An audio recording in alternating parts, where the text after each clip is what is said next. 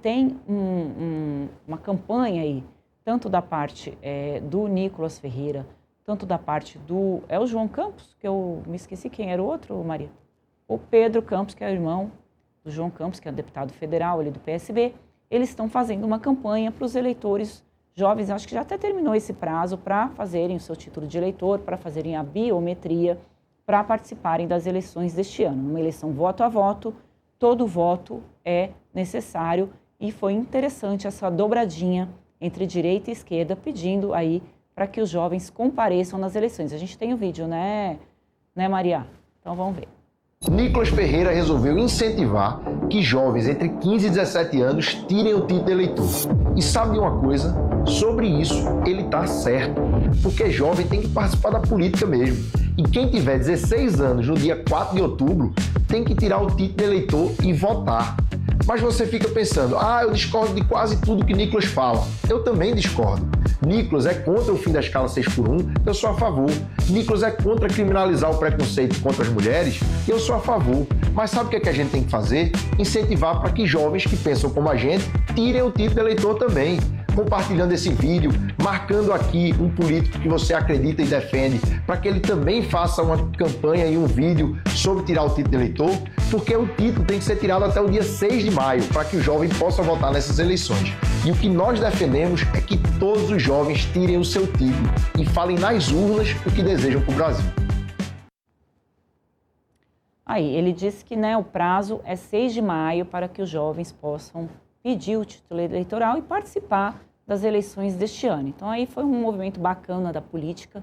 Não tem interesse, eles inclusive se unem, para poder chamar as pessoas a votar. Tem muita preocupação já dos marqueteiros, dos votos também, nulos, quando as pessoas, na verdade, o nulo não, a pessoa, quando anula o voto, ela vai votar, mas do não comparecimento dos eleitores no dia da votação, porque isso também pode fazer uma diferença muito grande no resultado de um pleito tão apertado como vai ser o pleito desse ano, como as pesquisas vêm mostrando. Então, a gente vai assistir, inclusive já no período da campanha eleitoral, que não começou, apesar de estar todo mundo já pedindo voto, e só o TSE que está cochilando lá e não viu, no período da campanha, os candidatos fazendo ali um apelo para que as pessoas votem, saiam de suas casas e votem no dia da eleição, porque o voto no Brasil é obrigatório, mas a multa é pequenininha, então as pessoas tratam isso como se não fosse obrigatório. O Bruno está aí? Olha, Bruno Soler, você apareceu? Muito bem, Aparecia. Graças a Deus, Senhor, ouviu minhas preces. Coitado de quem está assistindo o programa aqui desde o começo, me ouvindo falar de pesquisa, que é um tema que você domina, que bom que você está aí, então não vou nem fazer muito embromation aqui, Bruno. Eu queria te ouvir um pouquinho sobre essa questão dos jovens, Qual que é a importância do voto dos jovens? Eles fazem diferença ali no resultado da eleição? Fazem sim, Andresa? Não tenha dúvida. A gente tem percebido, na verdade, uma mudança comportamental em relação aos jovens. Você tem dois tipos de jovens mais, vamos dizer assim, mais engajados do ponto de vista político, ou que tem, pelo menos, uma personalidade política mais definida. O primeiro deles é o jovem de classe C2 da periferia das grandes cidades, que está concentrado nos grandes centros urbanos. Esse jovem, ele está sendo muito impactado por uma questão religiosa também. Muitos desses jovens, tem uma pesquisa do Datafolha recente que diz que 1/3 desses jovens são evangélicos, ou seja, de cada 3 jovens de 16 a 25 anos, moradores das periferias das grandes cidades, eles acabam indo para a religião evangélica. E daí isso tem a ver com uma questão de entender o que é parâmetro de vida, E a gente começa a ter uma palavrinha aí que define muito desse caminho, que chama prosperidade.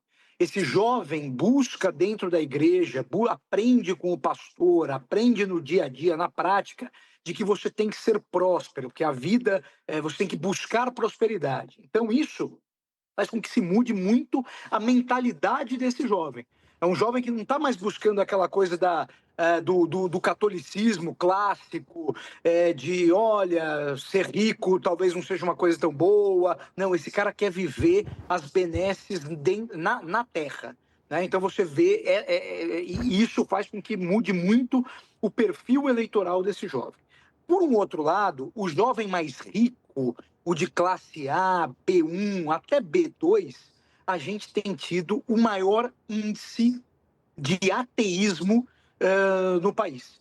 São aqueles que não acreditam em nada, não acreditam em Deus, não acreditam em nenhum tipo de religião, e que estão muito antenados com um mundo muito conectado, um mundo muito de rapidez, tudo é para ontem, tudo é para hoje. Os limites morais, os medos, eles acabam sendo muito diminutos na realidade desse jovem.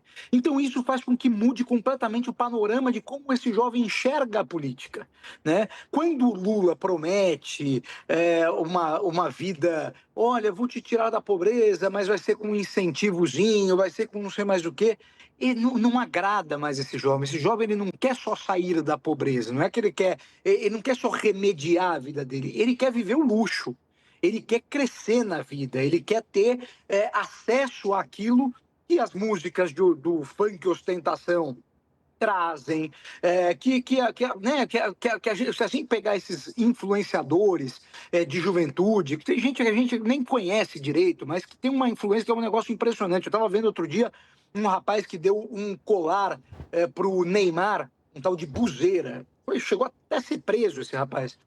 Mas ele era aquele cara que ajudava a comunidade, ele chegava e dava o tênis mais caro, dava a possibilidade de alcance para essa juventude da classe C2D. E esse outro de classe mais alta, olhando para o mundo como, olha, eu posso tudo, sabe? Eu já tenho acesso às coisas e quero continuar tendo esse acesso. Então, as promessas políticas, o tempo político para esse jovem é muito diferente.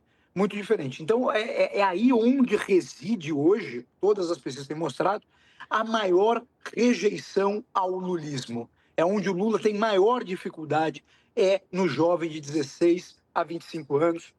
E daí você pode fazer esses dois cortes, o de classe mais alta e esse de classe C2, de perfil evangélico. O Flávio Bolsonaro é a resposta imediata para ele?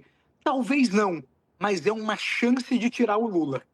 Então você vê o voto indo muito para o Flávio Bolsonaro com esse sentido, de que, olha, a gente pode derrotar o que está aí.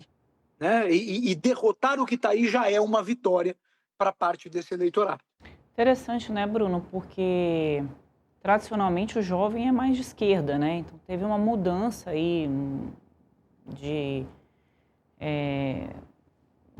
dessa relação, né, do jovem com o voto, né? O que explica isso? Mas antes um pouquinho, Bruno, de você falar, eu queria... O que traz o jovem muito para a política, né? O que chama a atenção do jovem para a política? E tem algo que o fato de ter essas campanhas, né, de pessoas que falam a linguagem dos jovens, né, do Nicolas,